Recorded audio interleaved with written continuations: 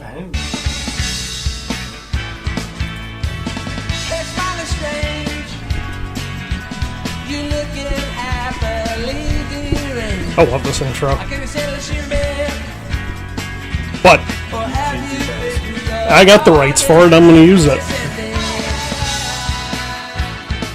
Don't your dog bite? Yes, indeed.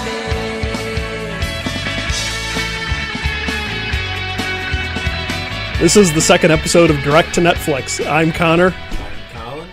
And I'm Al. And today is a little bit of a surprise. We watched an Adam Sandler movie expecting it to be terrible, and it wasn't that bad. Yeah, I have to agree. I guess one of us has to give context as to like what we think of Adam Sandler in general.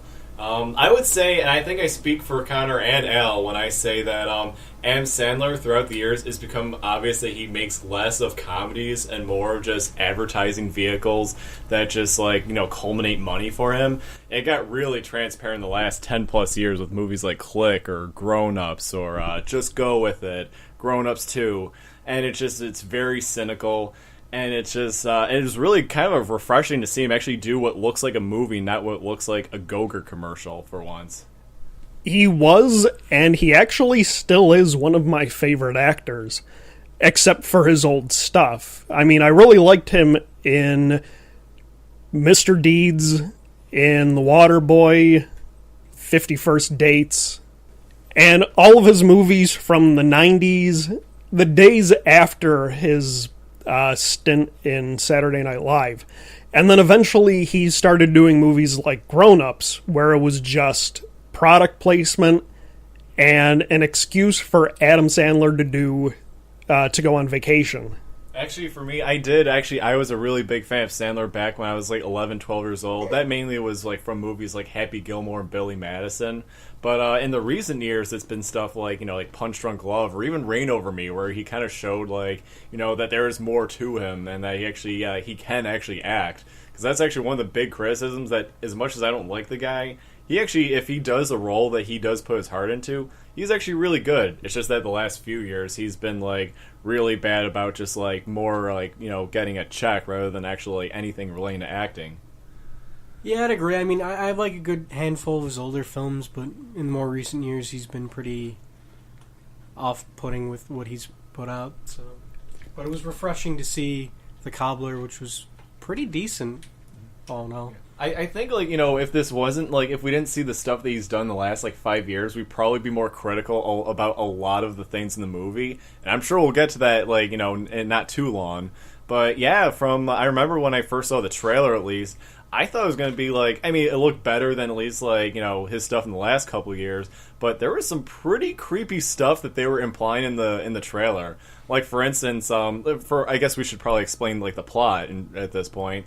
Is what happens is Adam Sandler, he's kind of this schlub. He has this local business, and he stumbles across this magical shoe machine. No, I'm not making that up. It's a magical shoe machine, and if someone has a 10.5 size shoe, he can become that person. Which, by the way, a lot of people have a size 10.5 shoe in this movie. But before I get too far off, he uses this to his advantage, throughout the film. And in the trailer, this is where it got really weird, is that he sees his mother, and she's like, I wish I could see her father one last time. And he does this thing where he puts on his father's shoes, and he goes on this dinner date with his mom, and there's some really creepy implications that, it's creepy in the trailer, but it was just as, if not creepier, in the movie itself. Adam Sandler plays Max. It's Max. Max Simpkin, a cobbler who takes over for his father's business. His machine breaks while he's trying to fix Method Man's shoes. And so he goes into the basement and finds an old cobbling machine, and he puts the guy's shoes on after fixing them and finds that he takes on their body. Yeah, that pretty much sums it up. But then, I think that what you should also mention is that the trailer itself is very misleading. It kind of seemed like, it's just going to be he just tries these shoes on, gets in these quirky situations. One thing I gotta say about this movie that I'm going for is that it is really unpredictable. Like, I know you can watch an Adam Sandler movie and kind of get the general idea of how it's gonna play out, like beat for beat. With this one, I think and you guys will probably agree as well. I didn't think anything was gonna play out the way it did for, admittedly, both good and bad reasons. And we'll get to that. This is the second movie in a row we've seen where the trailer really, it's like the first 5 minutes of the film. And so the first thing that he does is he starts trying on the shoes from the other people in the store.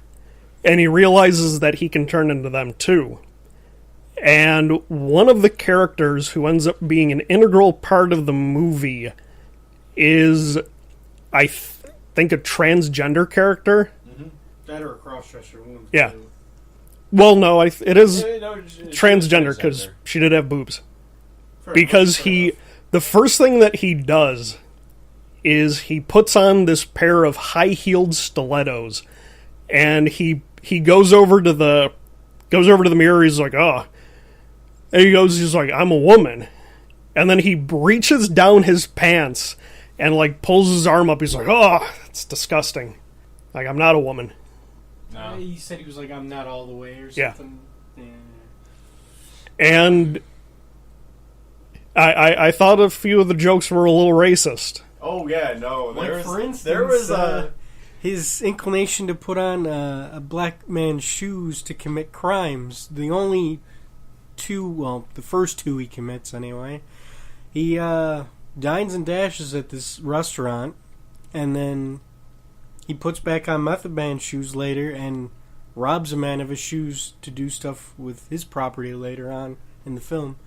Actually, one thing I'd like to mention, that Give Me Your Shoes scene with Method Man and the one other guy was actually like one of the first signs with actually this movie would actually have genuinely funny moments. You know, it's not like, like movie 43 where you laugh and you feel kind of dead inside for laughing at it. Like this actually, like, I actually felt like, I was like laughing at, like, because it was absolutely really funny. Yep. And going back to the topic of racism. So the first thing that he does is he goes out, like Al said, he dines and dashes with this one guy by taking his shoes, going into the bathroom, turning back into himself, and then leaving. The second thing that he does is he follows this guy home, stops him at his front door, and says, your shoes. Give me them. And he just robs the guy right in front of his house. And both times he's in the shoes of a black guy. The second time being Method Man. Actually, one thing, and we all thought this was going to happen, the dine and dash scene. We thought there would be like a follow-up, like the guy would get arrested, or like, something, it would have repercussions for the story later on. But they pretty much abandoned that and it's like never addressed ever again. I thought that this was going to be a movie where he would... Because in the trailers, all they show is kind of him having fun in the people's... disguised as different people. And then, eventually in the trailer, and it's in the movie, he figures out his dad isn't present, and it's kind of implied that he's not there, but kind of implied that he's dead. And he puts his dad's shoes on and goes up to his mom, who's clearly, like... It's gotta be dementia or she has, Alzheimer's or something. She has some form of dementia or Alzheimer's, and they have a dinner date. But it's never really mentioned whether or not she, like, knows it's the dad. Because some days she's in, some days she's out, in a manner of speaking. But while all this is going on, this one woman is trying to get Adam Sandler to help save a building that's being knocked down in order to build more luxury hotels and real estate. And that starts up a completely different plot that is never mentioned in the trailer.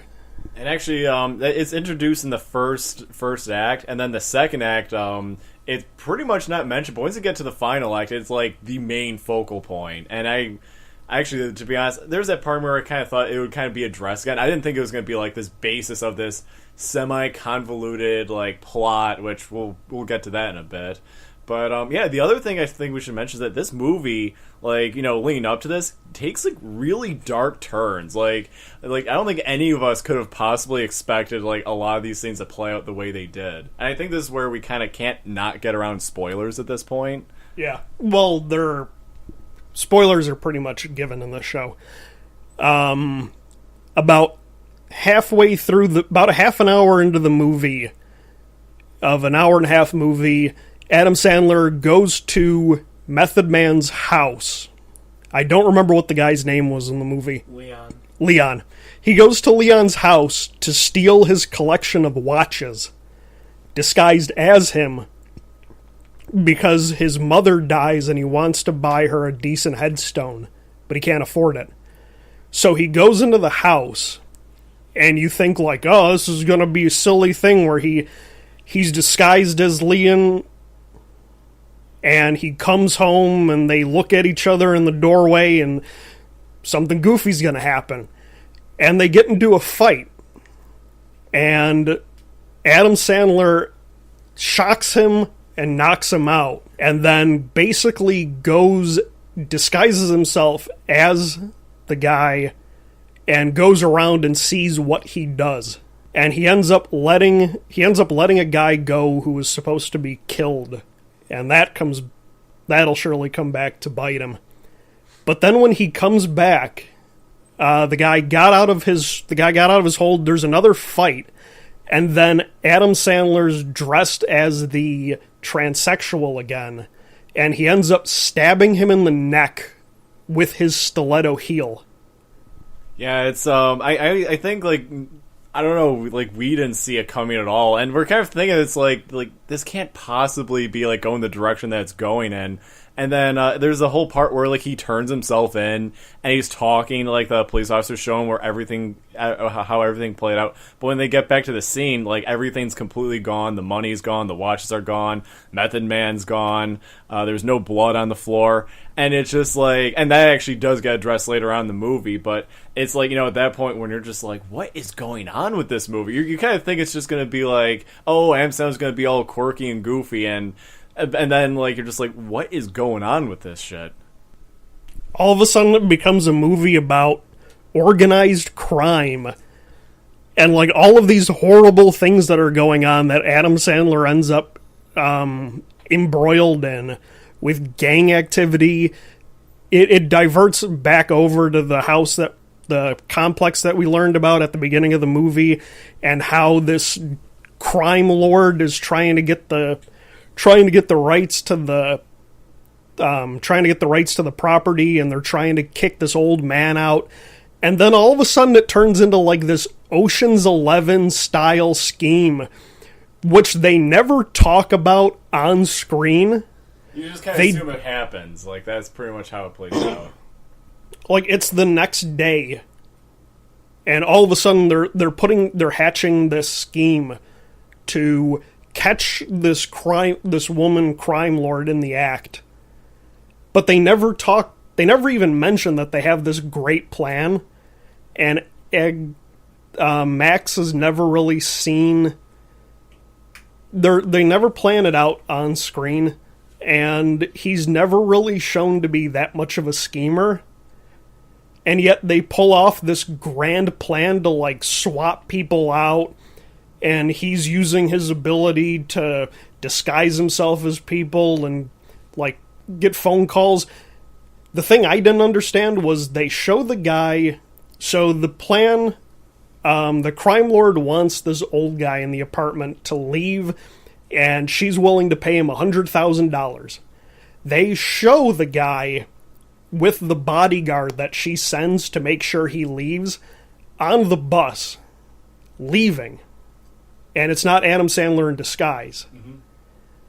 But when they come back, she goes into the apartment, and the guy's sitting there. Was that Adam Sandler? I kind of figured that had to have been, because they kind of established that, like, the old man firmly gets to Chicago. Meanwhile, Adam Sandler is back, like, doing his own thing, like, you know, within the city he lives in. But actually, I guess it kind of threw me off because in every single one of his disguises in the movie, he never changes his clothing. So he has the jacket and the red scarf, no matter who he's dressed up as. you know, actually, even that I could kind of accept. But the one thing that I think was driving all of us crazy was like the concept of time throughout this movie. Like, how many times did we go through this thing and like he did all this in a day, or he did that all in a day? Like, like when he's following the Method Man around, it's like this is like. This is like what would be like 2 days worth of following this guy, seeing like what his routine is like, but it's condensed to like this 2-hour duration. Or was like there's like the night when that's another thing is like he commits a lot of crimes in this movie, or would be crimes. And like the like when he pretends to be like the pretty boy and he's picking up a bunch of women, and then he goes back to his girlfriend's place and she's like, "Hey, get in the shower." And honestly, it's probably a blessing in disguise that like he couldn't take the shoes off, because that would have been one more crime to throw in the pile of all the stuff he did throughout this movie. Yep. So we have the crimes that he commits. He murders a man, which is still murder no matter how you kind of look at it. No matter how bad Method Man was as a person in the movie, he commits murder. He robs a man. He steals from a restaurant. What else does he do? Grand Theft Auto. Grand Theft Auto. He gives all of Method Man's stuff to his girlfriend, which I guess is theft. That's post-mortem, though. Yeah. He does nothing with his knowledge of these guys and like that gangs are using this warehouse to beat people and kill them. We're also missing the key one, like the would-be rape scene when, like, I mean, she didn't know she was Adam Sandler, but still, there's something largely unethical about pretending to be someone when you're clearly not the guy. Be sex under false pretenses. I think somebody was just arrested for that in real life. Yeah. So add attempted rape. Because he doesn't stop because he suddenly has, this is immoral. It's because he realizes that he can't take his shoes off. And that would kind of impede the process of taking his pants off. Yeah, after the events of this movie, Max in it, he has a lot of skeletons in his closet. Like, I don't think this guy's quite ready for the responsibility he has, given, like, the blatant crimes that were committed throughout the movie that he could have done something about, but not really. He shows sadness over the fact that guilt over the fact that he killed Method Man for that scene. And then it's like it never happened. Yeah, I kind of figured, like, his, like, mindset was that, like, he tried to turn himself in, and that, like, you know, there was no body, so it's like, well, this kind of ran its course. I got this third act to do where I have this convoluted Ocean's 11 scheme, so, well, it is what it is. They get the woman to incriminate herself on film, and the apartment complex is saved, and Adam Sandler goes back to his life as a cobbler next door to Steve Buscemi, who's a barber. And then Steve Buscemi turns out to be his dad. Yeah, and there's also the other thing is that, like, in the last, like, 10 minutes, there's just, like, they're explaining all, like, these weird things in the movie. Like, I remember we were calling out, like, all these scenes where he's just eating pickles, like, throughout the whole movie. And it's like, what's with this guy and pickles? And there's this... I just kind of went with it at this point because they were just throwing a lot of weird stuff. But, like, pickles preserve you, like, preserve your soul from going crazy, from transferring in all these other bodies. It was like a BioShock level of twist at the end where we find out the whole time that his father's been, like, conditioning him with these pickles, offering to him constantly, so he's just always eating pickles in the movie, with the ultimate goal being that it helps him when he's transforming into other people. But you really don't know how long he's been eating the pickles, so how long his dad has been secretly grooming him, pretending to be the barber from next door.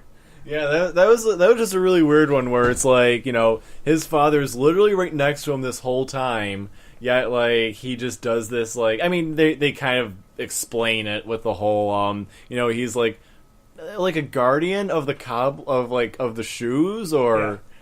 And he had to disappear because he owed money to some bad people. Yeah, it's the other one is like it's almost redundant when they show that scene where it shows like decades or even centuries of these shoes, but they're kind of redundant because in the movie it kind of establishes if you're dead, like you just look like a corpse. Like there's that first scene when he puts the shoe on, and it's like which by the way that was a really bad mask in that first scene. That was just cataclysmically awful. But then there's that weird scene where it's at the end when he's trying to act like Method Man and he's trying to act like he's right, and he looks like a blatant corpse, and his ex-girlfriend is totally unfazed by the fact that he's looking gray or his face is rotting away, and his girlfriend doesn't notice anything, and yet when he gets into the car they go, "You okay, man? You look like death." Yeah, it's he's like, "And you smell like it too."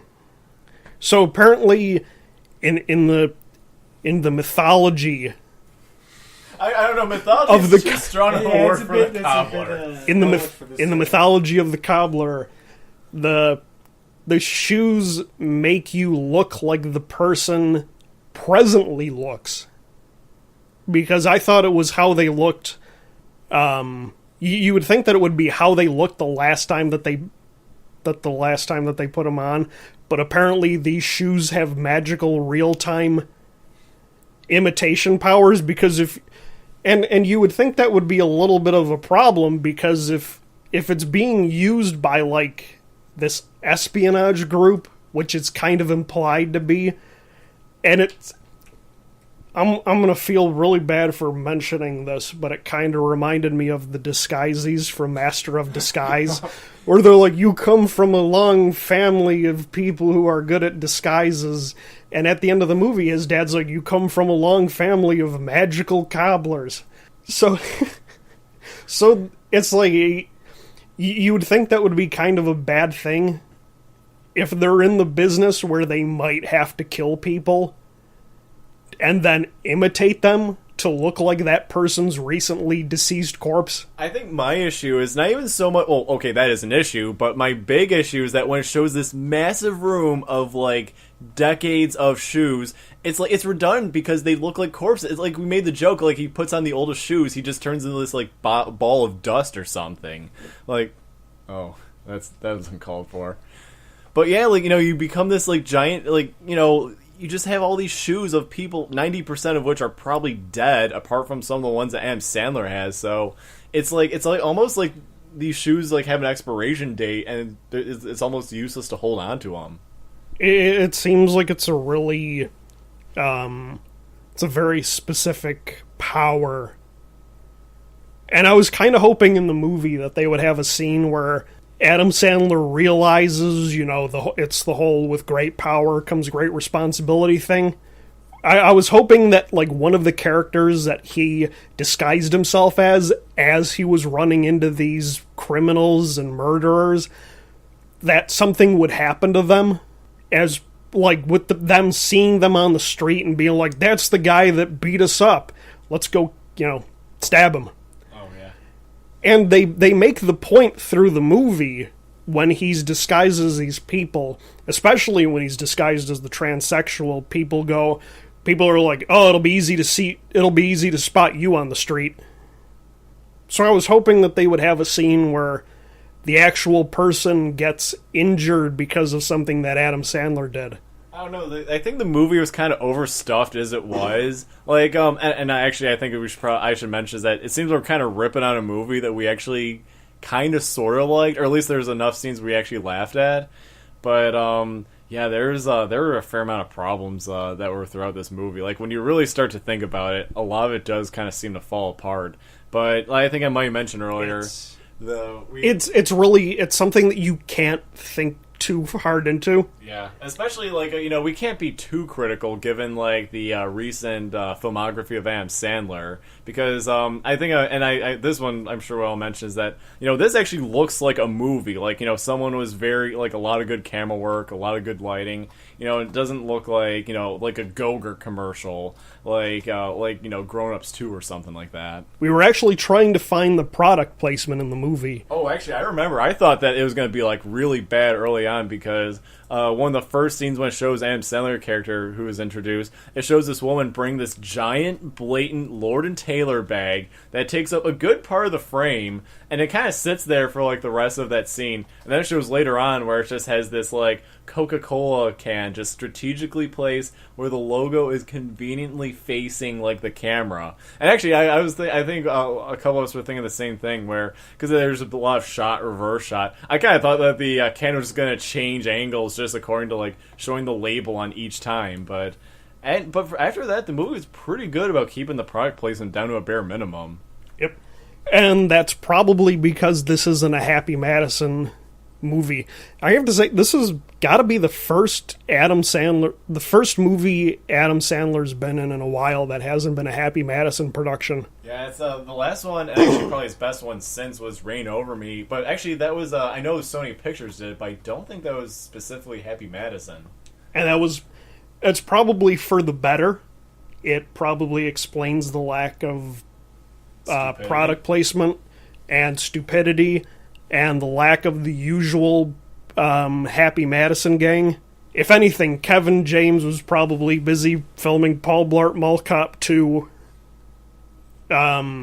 David Spade, I guess, was busy filming Joe Dirt 2. And Rob Schneider was too busy doing whatever Rob Schneider does. Eating out of a dumpster. Oh. And this movie, it was great because it wasn't Grown Ups. It wasn't Grown Ups 2. It wasn't Jack and Jill. It wasn't Just Go With It. Or it wasn't Click That's My Boy. Or You Don't Mess With the Zohan. Oh my god. Yeah, it's I don't know. Like for me, when I first saw the trailer, it looked like an actual movie. So I figured by default that I was gonna like it more than anything he's done in recent memory. But then there was also like the weird like dinner date with his mom thing, where it made me think that while it's probably not as like cynical, that it could probably still be just as awful. But yeah, even though despite the fact that we're kind of ripping apart it's a little strong word, the mythology of the Cobbler, it was honestly pretty enjoyable. Like I can't believe I'm saying this, but this is the first time in like 8 years where I actually would kind of recommend an Adam Sandler movie. I kind of feel bad for the guy because if you've seen his latest stuff with Hateful Eight, he's gotten fired by about 3 studios so far. Oh my. Warner Brothers, Sony, and Paramount have dropped the picture. And I think it's being made direct for Netflix. Wow. Well, which means that we get to watch it. It's his. I'm sorry, not Hateful Eight. Yeah, I was gonna say Quentin Tarantino. I'm an idiot. That's the Six. That's the Quentin Tarantino. Adam Yeah. Sandler's version is called the Ridiculous Six, and it also recently had a walk-off on the set. Ooh. The Native American actors walked off the set because they had characters in it named like Where's No Bra, and they apparently had one of the female actors. Her character was supposed to be filmed peeing while smoking a peace pipe. This hurts to listen to. I took a couple of indigenous people classes of Western and Eastern America in the last couple of years. This is like pulling nail. This is like pulling nails or pulling teeth for me. This is pretty agonizing. It's hard to believe that that's coming out of the same guy that made Punch Drunk Love. Punch Drunk Love. Actually, that's one is like Punch Drunk Love. I really do think that it does show like Adam Sandler is like actually a pretty talented guy. It's just that like he spends a good chunk of his career just like making money instead of making films. But I don't know if even though with all the flaws, if he made something like The Cobbler, I think I don't know if he could ever make an actual comeback, because after, like, everyone remembers last year when Blended came out alongside with X-Men Days of Future Past, no one went to go see Blended, and everyone... And the problem with Blended, I was going to bring that up, the problem with Blended was that it was a good movie. Like, it was actually thoughtful Really? compared to his other stuff, and it was really well received. It had, I think, either a B+ or an A- on Cinema Score, and the reviews, like, critically, it did pretty well. And they said that it was kind of a push back to his earlier movies with Drew Barrymore. And nobody went and saw it. And it bombed in the theaters. Yeah. That didn't work out for someone in our movie draft, because they thought that since it was Adam Sandler, it would easily make its money back. But man, that guy, he tanked that movie draft when those box office numbers showed up later on. Blended, the film. I know it didn't do well overseas. I don't even think it really came out overseas. But it ended up doing... the budget was $40 million. It ended up doing $126 million. That's actually really good, because bear in mind, a lot of Adam Sandler films, they're roughly $80 million. I'd say a quarter of that goes straight to Adam Sandler just for starring in it. So for him to do a movie like half that budget and actually make that much money, that's actually not too bad for him. Unfortunately, when you compare it to stuff like Grown Ups that ended up doing in the 200 million range. Oh man, like I remember like 2 years ago when I found out about how Grown Ups 2 actually like made a fair amount of money in its opening weekend. I actually one of my friends called me that Sunday night, and it ended up, instead of being like this first time talking in a while, I was ranting to him for like 20 minutes about how that movie's success is proof that people don't like to take chances or try new things. Yeah, needless to say, I got a little too headstrong about it at that point. The good news is that That's My Boy made $57 million to a $70 million budget, and I'm glad that it didn't kill Andy Samberg's career. Yeah, because people, Happy Madison Studios recently has been kind of the cockroach hotel of Hollywood, where they check in but they don't check out. You get these people, especially coming off of Saturday Night Live like Andy Samberg did, who show up in the movies and then never have a Hollywood career again. But he showed up, he did That's My Boy, it was terrible. And then Samberg started showing up in Brooklyn Nine-Nine. And it's a really good show. I like Andy Samberg. I like the stuff he does with like The Lonely Island, and I remember I thought that was gonna like kill his career, like when I even just heard a hint about what that movie was about. But yeah, I'm glad that he got to maintain his career after that bomb. I have to complain about this, and That's My Boy, because it's near the beginning, and I had to watch this scene like 4 times a day when I was working at the movie theater when we had it. There's a scene where Adam Sandler is in bed touching himself, and he's looking for visual material to aid him, and he finds a picture of Andy Samberg's grandma as a little girl, or a young adult, and it's a 2-picture frame, her as a young adult and her as an old woman. And he starts fantasizing about her as the old woman version of her. And he falls asleep with the picture in his hand. And then Andy Samberg comes in the next morning, sees him in bed with the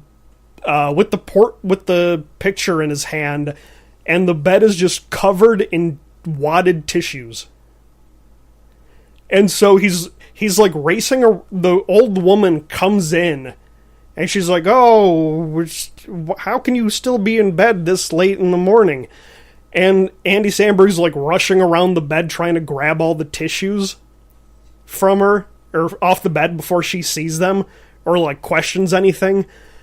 And he grabs the picture, puts it back on the dresser, and she's like, "Oh, there are a lot of tissues on this bed." And he's like, "Yeah, yeah, Grandma, he's sick. He's got a flu. And then she's about to leave, and she turns around and she goes, oh, by the way, if your friend has the flu, he really shouldn't be masturbating so much. And that's the kind of humor that they have, and that's my boy. And actually, I think that's like the only actual joke in the movie. I think that's like the worst part of it all. Like, you know, they're just things like where it's like a stripper in a neck brace or something like that, where it's not really a joke. It's just something that looks, in Adam Sandler's eyes, kind of goofy that invokes a really cheap laugh. Like the tissue scene, that's like the only one that actually has like a setup to it. So, yeah. I don't know, that kind of just goes to show, like, the humor that Adam Sandler started to cater to as time went on. So, to wrap this up, I have to say, I was surprised. Yeah, I was... If I would watch this in a movie theater, if it had shown up in it, I probably wouldn't get a sequel, but for a movie to actually, it's for me, it's kind of a movie to say the Adam Sandler that we knew, he's still there. The guy still has his talent. He's not like certain other actors who appear in bad movies and we just realize that they were never really talented. They just kind of got scripted to the right spot. Adam Sandler, the creative part of him and the decent acting part of him is still in there, and hopefully he'll do more stuff like this. Yeah, I have to agree. Actually, if this was something in the theater, I actually would have, even just a $2 showing, I would have been more than happy to see it in the theater. It's yeah, I don't think I could really say any better than Connor. It just it's kind of nice to see that even like as the years have gone on, he has made like just total shit, but he can still kind of like rise up and make like an actual movie. He looks kind of awful in this movie. He looks very tired. He looks kind of bloated. And he just looks worn. He looks like he's been working nonstop for a guy who admitted on TV that his movies have been excuses to go on vacation. In all fairness, though, it really does fit his character, because, like, in the character, you know, Max is just this total schlub. Like, he's lived this monotonous life of, like, a cobbler. Doesn't really have any love interest. Seems like only Steve Buscemi, I mean, until you know what happens to him, like, that's, like, his only real friend. But, so I thought, like, his tired, disheveled, and just kind of awful look just kind of fit his character, so I can accept that. I'm hoping that's his character and not Adam Sandler. No, I'll actually, to be honest, like, for a guy who makes, like, $20 million a picture, he does dress like a bum, so who knows, maybe that's what he really looks like in real life. Anyway, to wrap up, I guess, my thoughts on it, I thought it was semi-entertaining, definitely a lot better than his more recent works, and I did have a beef with, like, his skewed morals, for one thing. I mean, on one hand, he's completely okay with robbing all these people and committing all sorts of crimes, but when it comes to taking money from a known, like, crime lord, he's like, oh, I gotta get back to her right away and return this money. I didn't complete that job I told her I was gonna do. You know, I gotta give this back to her. And I thought that was just so strange that he was, you know, just so adamant on getting back there enough to, you know, push his friend around and be like, I need to get back there. I have things I need to do. It was just weird to me, for one thing. And actually, this is more of a segue, and you guys will know where I'm going with this. There's this kind of love interest in the movie where she refers to Adam Sandler as a badass cobbler 3 times, which leads us into next week, the movie that I'm probably the only one in here, but I'm actually really excited for, because Badass 3, Badasses on the Bayou is going to be our next review. And no, it is not a good movie, but man, I don't know, I just love the stupidity of it. I love Danny Trejo in the first couple. There are just too many hilarious moments that there's no way I'm going to hate this movie next week. And I think that's a good place to wrap it up for the week. I'm Connor. I'm Colin. And I'm out. And we'll see you next week.